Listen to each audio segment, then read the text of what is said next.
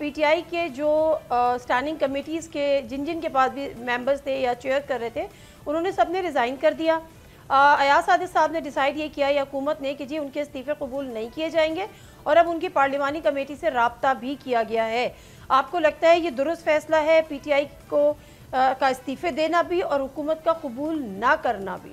आपने माजी में देखा है कि ये अमल जो पीटीआई ने किया था उससे उनको क्या बेनिफिट मिला, और फिर अब ख़ुद इमरान खान कहता रहा जो बानी पीटीआई है कि हमने रेजोल्यूशन गलत की थी, हमने रेजिग्नेशन, और इन पे किस तरह एतमाद किया जा सके।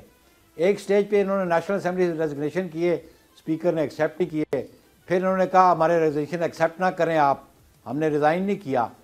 तो इनमें तो कंसिस्टेंसी नहीं है पीटीआई वालों में। इनका एक मौके पे ये खड़े ही नहीं होते, और ये यू टर्न के बड़े बादशाह हैं। इनका अपना लीडर कहता है कि यू टर्न तो पॉलिटिक्स है।